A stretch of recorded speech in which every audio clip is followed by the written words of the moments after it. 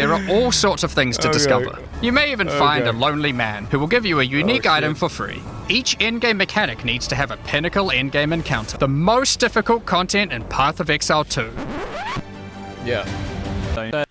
So here we are on the footage that I recorded in my Resolute Technique, it's gonna be vetted. Yep. playtime in Los Angeles, and we're beginning with Resolute Technique, which is unchanged from Path of Exile 1. Your hits can't be evaded, never deal critical strikes.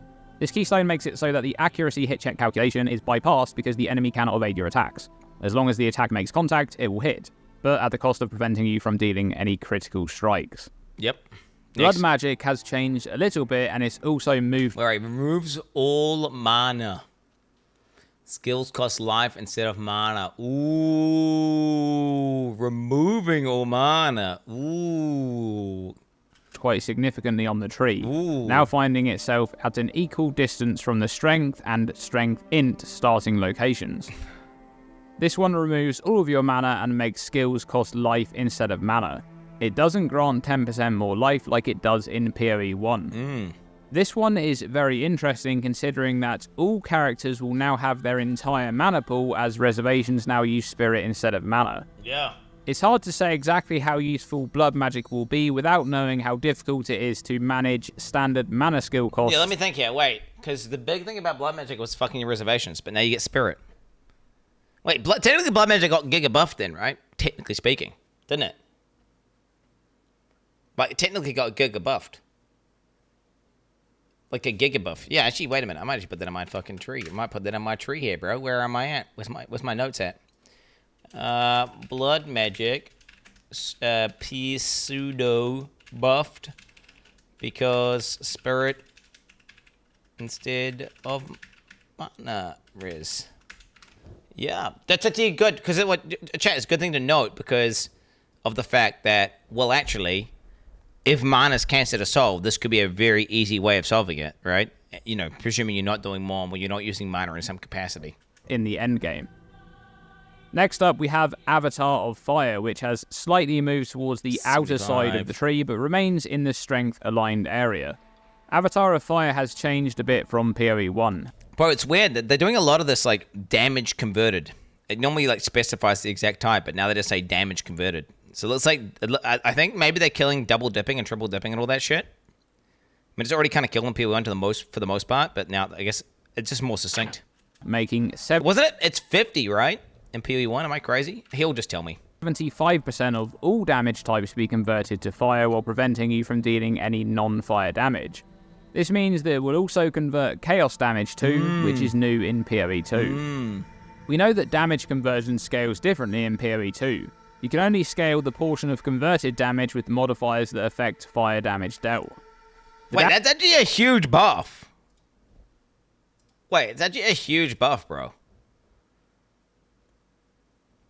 Yeah, 50% of physical cold lining converted to fire. Then again, you could use abusive mechanics to multi-scale.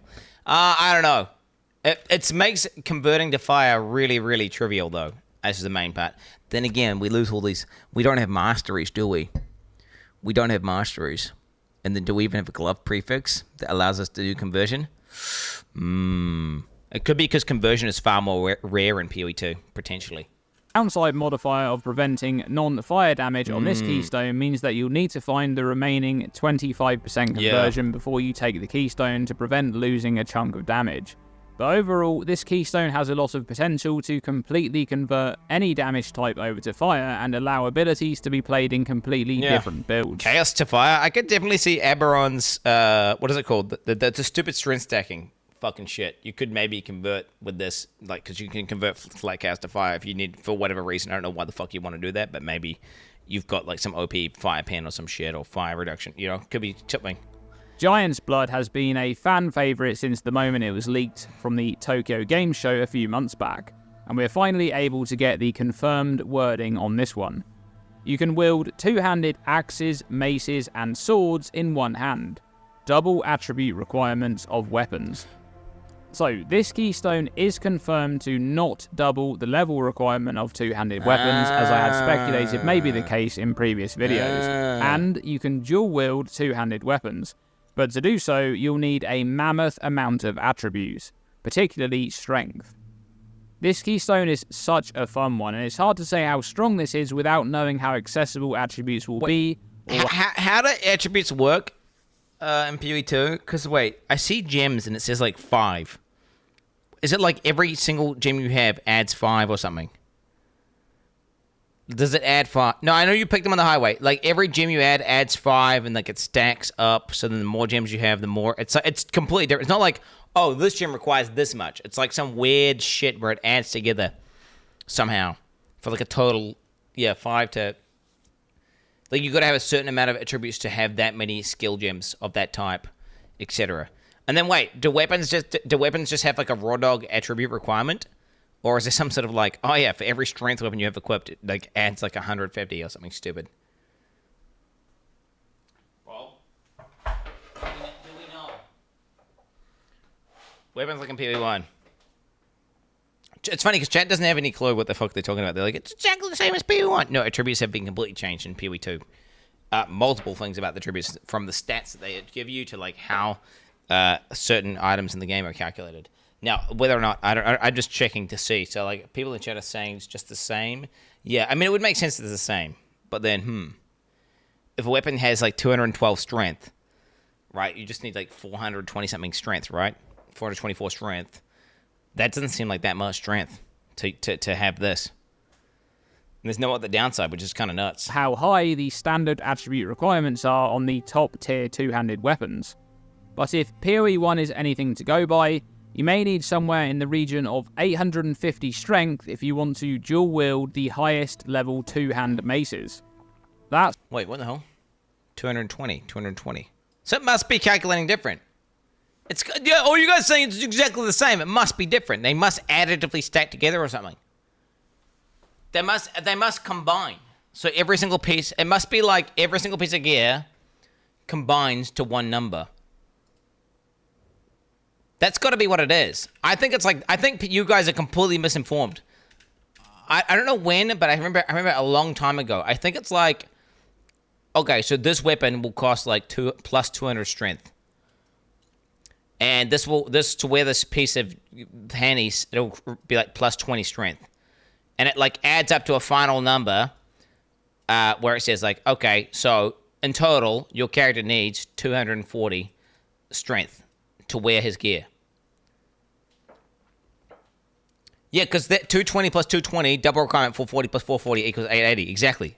So the thing is, this is not how PoE 1 stats work. But gems and PoE do add together. Chat, you understand? Wait, how do we read this? Wait, PoEDB. They do some weird shit. Gems do not work how they worked in PoE 1. Support requirements. So this is what I'm talking about here. This. +5, +5, +5. So basically, chat, you see this? Is that going to +5 to the base of the gem or +5 to the base of your pool? Like, what? How does that work? It adds, I don't know if it adds to the previous gem that's active. Okay, so you guys are saying you are stupid. Okay, we got to get these guys out. So listen to what Dreamcore says. A lot of you wanting to go by, you may need somewhere in the region of 850 strength if you want... 850. So we're currently looking at the highest tier 200 mace. It's 220. Okay. 220 times 2 is 440. Dreamcore's implying it's combined. If this is PoE 1, guess what? They don't combine. Which is why I'm saying they combine. They must combine. Otherwise, why would Dreamcore be saying it like that? Why would he be saying it? Because this is far closer. Why would he... So are you all setting a flip right now? You're doing the thing where you flip now. Because I'm trying to say PoE 1 is different to PoE 2. And now you're saying... Now you're trying to... What's happening right now, bro? I don't know, man. I don't know, bro. What I'm saying is I don't understand if the calculations in PoE 2 have changed for equipping stuff. Because they definitely, certainly have for support gems. They most certainly have for support gems. This is not in PoE 1. This is a new equip requirement stat where for each support gem you add, it requires you to have +5 more of that attribute. And now whether or not that is +5 to the base cost of the gem, like the base requirement of the gem, or is +5 to your global pull, or there's some sort of total additive counter, I don't know. On to dual wield the highest level 2-hand maces. That's a lot of strength, but there is a very big difference in what is gained from attributes going into PoE 2, where you not only gain a lot more life from strength, but you also have extremely limited life scaling on the passive skill tree, making this investment into strength a lot more useful than just satisfying the Giant's Blood requirements. I expect to see some fun builds using this one. Yeah, I might be lead launching with that, chat. Next up, we have Unwavering Stance, which has moved a little bit closer to the stun threshold is double, you cannot dodge roll. I can see this being good. Dude, do you think they're going to have no stun immunity in PoE 2, like outright? Do you think they're going to have no stun immunity in the game? On the tree. I wonder. Because, dude, you would think this would be, you cannot be stunned. You cannot dodge roll.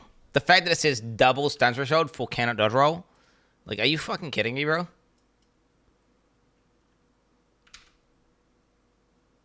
Then again, the downside to this is kind of a little bit more ephemeral, isn't it?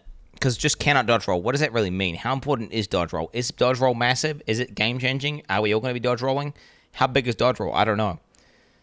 Because there is obviously not being immunity to stun does come with a pretty big trade-off of cannot evade attacks, which is massive. Whereas you can still evade attacks, right, with having double stun threshold, but then you're not immune to stuns. It's for a block build, yeah. Unless you have permanent block, yeah. The edge of the tree. This is a really interesting keystone with a massive trade-off. You can no longer make use of the dodge roll, but your stun threshold is doubled. Now, from everything we know about PoE 2's endgame bosses, the dodge roll is going to be an extremely important factor in staying alive. But this keystone seems to suggest that it may be possible to tank some of those very dangerous abilities given the correct setup. I think for some bosses where you can't roll anything important, maybe this is useful. There seems to be a lot of things like that in PoE 2 where it's just like very, very situational keystones where you might want to use it versus some niche boss. Stun threshold is based on... or maybe when you're mapping, maybe you don't roll anything when you're mapping. It could be useful in mapping, perhaps. Because, you just don't want to get stunned and you don't need to roll around because you're just killing mobs. A character's maximum life. So this keystone naturally pairs well with a character that is investing a lot into life scaling, such as one using the aforementioned Giant's Blood keystone. We're also not sure just yet how difficult it will be to invest into defense against stuns. We don't know if stun immunity will even exist. Bulwark's location... If stun immunity was going to exist, I feel like it would exist on that keystone. The fact that it doesn't exist on that keystone means to me, like, stun immunity doesn't exist. But you can obviously get pseudo stun immunity, can't you? Because you get so much stun threshold that any hit that would stun you would just one-shot you. And then at that point, you're immune to stun. Because you can't be stunned by any hit that's not going to instantly kill you. And if you did, then you're dead, so it doesn't matter. Is exactly opposite Unwavering Stance, which is fitting considering it also modifies the dodge roll, but these two keystones can't be used together. Instead of disabling the dodge roll, Bulwark makes it so that you lose your avoidance frames at the beginning of the dodge roll, and you'll no longer avoid those incoming projectiles or strikes. In return, you'll take 30% less damage while dodge rolling. Okay, this one actually seems to be... Human Sam has a point in chat. If you play Warbringer and use the Jade skill, maybe you won't end up Unwavering Stance. Yeah, he's got a good point. You could just replace dodge roll with Jade Dance or whatever. And then anytime that you would roll, just go Jade form. And then you just have double stun thresholds and then you can't be stunned. Yeah, he's got a good point. He's got a good point. Very good for a few reasons. We haven't one seen is Jade the location on the tree. Many builds here will have good life scaling and decent recovery, which pairs well with consistent mitigation. But something really important to mention about Bulwark is that the 30% less damage from hits should be present for the full duration of the dodge roll, not just the avoidance part of the roll towards the beginning. Add to that the fact that this keystone makes it so that your dodge roll can now be used to help mitigate the damage of any incoming area of effect hits that previously couldn't be avoided with a dodge roll, and I can actually see this keystone being picked up quite a bit. Iron Reflexes is I think that's coke, bro. Well, I think the only reason this keystone's good is if the iframe on the dodge roll is like 1 frame. I'm assuming the iframe for the dodge roll is going to be quite large, though, right? Surely. The game is designed for boomers. Like, the game is designed for people who are like 40 plus to roll stuff. So therefore, they're going to need to have, like, you know, like me. Yeah, like me, dude, for sure, guys. Like me. Yeah, whatever cope you guys want to cope on. Yeah, so what I'm saying is it's not going to be like 1 single frame. Change from PoE 1 and finds itself in a very similar place on the passive skill tree as well. Dude! This one converts all of your evasion rating into armor. Wait, what the heck? Ooh, so it's actually buffed. Preventing you from evading, but improving mitigation against physical hits. However, there is something important to mention here about conversion in PoE 2. We know that damage conversion will work differently, in that it will no longer remember its origin types, and therefore will only scale with modifiers that affect the end type. Nerfed. But buffed at the same time. Like, so a character that's doing has a lot of dex will get a buff, but then, you know, you can't do the double dipping scaling. Interesting. One would assume that the same conversion system would exist across all mechanics in the game, and that would mean that the portion of armor you gain from converted evasion wouldn't scale from any increased evasion modifiers, and would instead only be affected by modifiers that would affect armor. Not too bad. Glancing Blows has moved all the way to the lower side of the tree and has been restored to its original pre-nerf state. Block chance is doubled, but you take 50% of damage from blocked hits. By default, a blocked hit does no damage, but this keystone will help in being able to more consistently block incoming hits thanks to having a higher block chance, at the cost of now taking half of the damage from those hits. It's a little bit nerfed because of the fact that when you active block, then you take half the damage. But there's something important to be mentioned with Glancing Blows, and that's the new active block mechanic in PoE 2.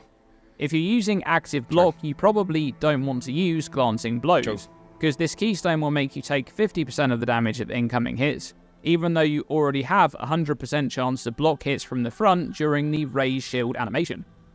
With that said, however, Glancing Blows is still a great keystone to boost passive block gain from your shield or other stats. True. And keep in mind that a blocked hit also prevents any on-hit effects such as ailment application, even if that hit deals damage due to Glancing Blows. Ooh. The true power of Glancing Blows, though, has always didn't even know that. But then again, you don't want to get ailment immunity just by getting high block, but that's actually pretty potent. been when it's combined with recovery on block.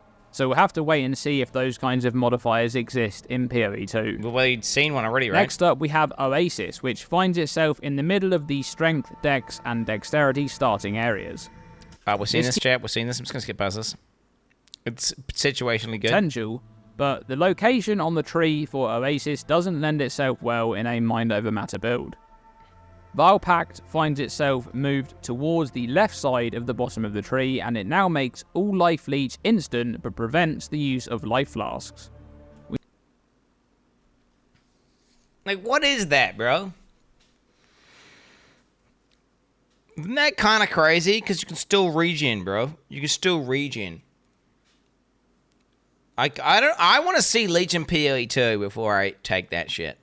I mean, bro, the fact that you get this crazy unnerfed Vaal Pact, but then... And you also get, like, Overleech on the tree. Like, in PoE 1, instant Leech is fucking busted, right? And then Overleech is also busted. And you just get both of these things with no major giga downsides. Which is kind of like, I don't know. To me, that says, like, they've just nerfed the fuck out of Leech. And Leech is nowhere near as good as it used to be. Right? Yeah, we know that some sort of stat called Leech Resist exists on monsters now as well, which is like, what? We know that Leech is being simplified in PoE 2 to always leech a percentage of damage dealt, whilst the limiting factor will now be how much Leech resistance a monster has.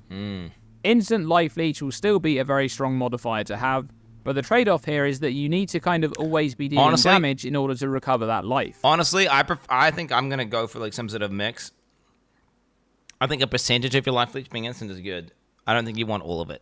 I definitely prefer like a more consistent hot kind of heal any day. If I had to choose between this or Overleech, I'm taking Overleech, right?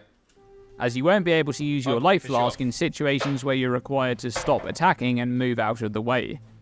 One notable change from PoE 1's version of this keystone is that life regeneration is still in play for the character, so it's possible that you could forego the life flask entirely and just focus on life leech and life regeneration as your sources of recovery.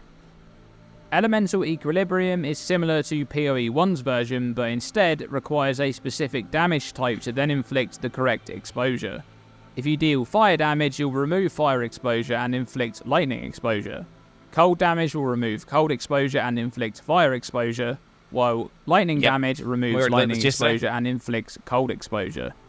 An important note here is that it looks like this keystone will no longer provide a larger exposure than other standard applications, and it will likely inflict a 10% exposure as long as that remains the default exposure applied by non-specified sources. This keystone will be very strong if you're able to inflict ignites with cold damage, if something like the Elementalist exists in PoE 2.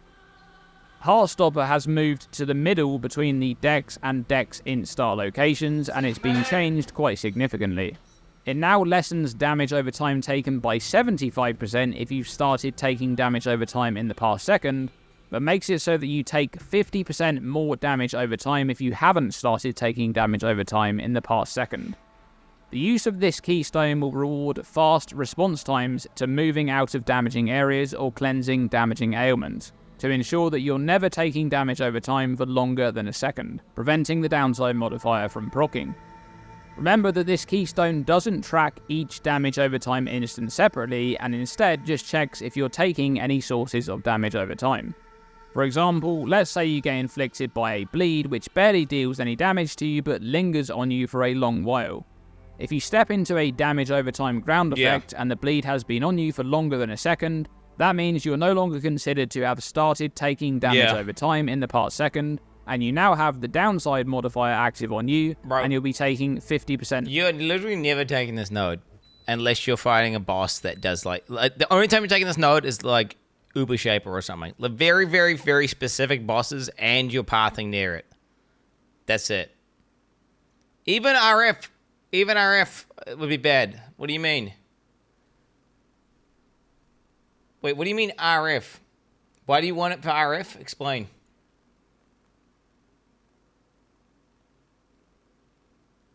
Like, take 50% more RF? Wait, what, chat? If you take RF, you'll just be permanently taking 50% more damage. That's it. If you're trying to kill yourself, like, as fast as possible, maybe? I don't know. We haven't even seen how new RF works as well in PoE 2. They said they're redesigning RF in PoE 2, so... More damage over time from all sources, including both the bleed and the ground door. The upside of this keystone is incredibly powerful, but the downside is equally as devastating if you fail to notice a damage over time effect on you, so you need to be very careful when using this one. Next is Acrobatics, which also finds itself between the Dex and Dex Int starting locations, right on the outside of the tree. Acrobatics changes the type of hits that you can evade, from being just projectiles and strikes, to now also including previously unevadable area of effect hits, but it does so at the cost of causing you to lose half of your evasion rating. The downside of this keystone is absolutely brutal, but its effectiveness really relies on how much evasion a character is reasonably expected to obtain. This keystone is likely to be very powerful in boss fight situations where you now have the chance to evade powerful slams, and a lot less powerful in a standard mapping setup. Calling it. No. Every single powerful slam, quote unquote, has a mod on it that says it cannot be evaded. Like, it just overrides. So it won't even work. They do. Yeah, they have can't be evaded. Yeah, they have it can't be evaded. That's what they do. GG are toxic. They say that all the Giga Slams say can't be evaded, can't be blocked, can't be dodged. They all say that. They have this fucking line on there that just says fuck you. It just penetration defense. Doesn't so get fucked. In those situations, your evade chance will be much lower against far more incoming It's a skill hits. check, right? Eternal Youth they're saying you're finds doing a skill itself check, moved pussy. all the way across the other side of the passive tree, in the middle of the Dex Int aligned portion of the tree. This one makes recharge from the energy shield mechanic apply to life instead, while making life flasks recover energy shield instead. Now, this can be quite a powerful keystone if the mechanics of life recharge function as they do in PoE 1. Yeah, that's kind of nuts. Taking damage to Energy Shield while Eternal Youth is allocated in PoE 1 will not stop or prevent life recharge from starting, and if this function still exists in PoE 2, using your life flask to keep your ES topped off to always buy time for life recharge to begin could be quite strong. However, do keep in mind that Energy Shield's base delay before recharge begins is 4 seconds in PoE 2, up from 2 seconds in PoE 1, but you can of course still invest into modifiers to speed this up. That's an aesthetic part of the tree, bro. Can we just appreciate how nice that part of the tree looks? Ooh. Ooh, damn. It looks nice, dude. What the hell? Okay, what the fuck's you got? Oh my god. Chaos Inoculation finds itself in the same location in PoE 2 as it was in PoE 1, and it also does exactly the same thing. Your maximum life becomes 1. I said there's a bunch of broken combos you can use with it, so it's actually good now. But you're adaptively by success, such as the PoE 1's Trickster. This keystone has a lot of potential to be really strong. Resonance is located close by and changes the types of charges you gain by changing one out for another. Power charges are gained instead of frenzy charges, frenzies instead of endurance charges, and endurance charges instead of power charges. This is autistic, and it's going to be very good for specific builds that need to do it. Otherwise, it's going to be shit. We're skipping past it. We've seen it again. Speaking of charges, Conduit is located in the middle of the in and dex in starting locations and makes any charges you gain. If you were going to charge allies in your presence again, that judgment said, be gained by allies in your presence instead. Because charges no longer grant stats, this one is unlikely to be useful for any minion builds group play, and is right? Instead targeted at group play, allowing for a character to generate charges. Basically, they should rename this to Cucktuit, bro. Or like, just Cuck. For their party members to quickly spend on powerful abilities. Fixed. Eldritch Battery is in a very similar place to its location in PoE 1. What is this, man? It converts all energy shield to mana. This just seems so strong, bro. Like, this just seems so fucking strong, bro. I mean, that just seems nuts. But its modifiers are... Wait, that's changed? Confirmed it's wrong. Oh, whoa, whoa, whoa, whoa, whoa, whoa. Wait, what do you mean? It's been temp removed? It's gone? Okay, well, good. Good. It looks broken. Okay, we can skip this whole thing. They removed it already. Okay, it's gone, chat. EB's got... it's too many abuse cases. Too many abuse cases, bro, straight up.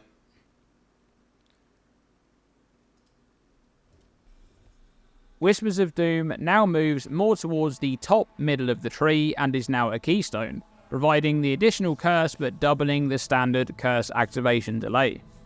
We know that curses in PoE 2 will have an activation delay after they've been cast before they take effect. This keystone is very strong if you're able to apply curses using another method, such as with Blasphemy or Hand of Chayula to fully bypass the downside. Well, to be honest, this node is pretty much business level for almost every character in the game. And now, at least, it's not going to be as mandatorily overpowered for most builds. Because, in PoE 1, pretty much every min-max build, this is biz. This is biz. But now, because of that extra delay, perhaps it's not going to be biz. Necromantic Talisman is essentially the same as Necromantic Aegis from PoE 1. Only it makes your amulet apply to your minions instead of your shield. We don't know too much about amulet modifiers in PoE 2 or whether there are any interesting unique amulets to pair with this keystone. It's definitely, I'm telling you now, we're going to have at least one fundamentally broken build with this. A dev is going to forget about some amulet existing or this keystone existing when they make an amulet, and it's going to completely break minions. But the loss of the amulet slot in the context of PoE 1 is quite significant in terms of scaling minion damage, so we'll need to wait and see what's available for this keystone. Ancestral Bond will completely remove the totem limit and make the only restricting factor we're seeing all these, man. The amount of spirit you're able to acquire. Each totem place will reserve 100 spirit while it's active, which is around the same amount of base spirit that an automated... This is cool. Next. Keystone. It's good that I'm remembering all these things. Like, mana matters 100%. The matter is pretty... Yeah, we've seen this. Half mana regen, but all damage is taken from mana for life. Completely broken. Insane. I might be rolling one build on opener. Zealot's Oath also has significant changes. This keystone now makes excess life recovery from regeneration apply to energy shield whilst preventing energy shield from recharging. I feel like any build that's in this area is going to take this node, bro. Like, I feel like any build that's, like, any life-based build that's in this area is going to take this. How's that not, like, fucking so good? Yeah. Someone said you've already watched 400 videos on PoE 2. Oh, shut the 400 videos. Not 400, bro. Okay. Like 10 or something. What exactly? Yeah, I'm consuming the publicly available information. You got a problem with that, buddy? You got a problem with that, buddy? Okay. Like, what the hell, man? Exactly is excess life recovery from regeneration? Well, this is likely to mean any time your life is full, your life regeneration is instead put to work to recover your energy shield. This is quite a powerful keystone for builds which have some energy shield but are also consistently in the thick of battle, such as a melee warrior who's... Yeah, this is me, bro. This is me. I'm very likely to lead launch this. If I got it in my very potent. Yeah, I feel like it's gonna be. So this is gonna be very close. Because where is it? It's like around here somewhere, right? It's like top leftish. That one note that says your fire damage taken is protected by your armor. This is very close to that, I believe. I don't know where, but it's around there. Unlikely to be buying enough time for the energy shield recharge to begin naturally. Isn't it? However, it's important to note that the actual amount of life recovery is applied to energy shield, not the modifiers themselves. I imagine look at the actual tree. Percentage-based life regeneration modifiers will still scale from your life, making this keystone considerably weaker in combination with Chaos Inoculation, outside of the use of flat regen modifiers. Yeah. It also has significant synergy with the new Eternal Youth, as the downside of Zealot's Oath specifically prevents energy shield from recharging, but Eternal Youth makes life recharge instead, bypassing this downside. Yeah, but the life recharging's shit.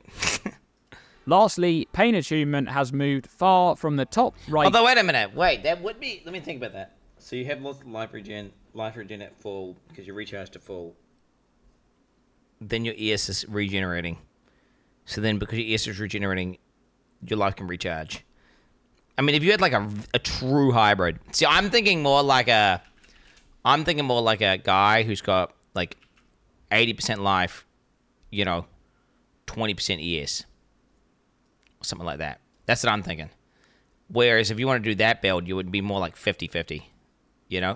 More like a 50-50. But I don't know. It doesn't seem that good. It doesn't seem that good to me. What is this? Pain Attunement, 30%. Oh, yeah. Pain Attunement rework. Classic. I like the new rework. This is, again, I think the issue with Pain Attunement was every in-game build was like, this was just a step in the process. It was such a global, overpowered multiplier to damage that every single build would basically be forced to go low life. Whereas now, it's going to be a crit specific thing. Area to the outside of the strength aligned area. Its modifiers are also not all builds are crit massively changed. It now makes characters have 30% more critical damage bonus while on low life, but a 30% less critical damage bonus while on full life. We're not sure yet if abilities such as Petrified Blood will exist in... Lol, no, you're dumb. Okay. Alright, dude. Is chat us what we all run this run? Yes. No. So Pain Attunement was a logical step in most builds in-game process of, I'm talking about softcore min-maxing. They're like, okay, how can I get more damage? Oh, Pain Attunement. Boom. That's where you slap it in. For example, when I made my Sanctum runner, it's like I was trying to get more damage. How can I get more damage? Oh, logical process, lower life, Pain Attunement, more damage. And it was always like that. And it was just generically good versus most builds. Yeah. PoE 2. So the usefulness of this keystone will rely on mechanics that can force a character to be on low life, or to be considered to be on low life, to activate this upside. And there you have it. Every keystone in Path of Exile 2's early access build of the game. There's some really interesting ones. Wait, that's all? That's all? Wait, so there's no more to come? There's no more to come?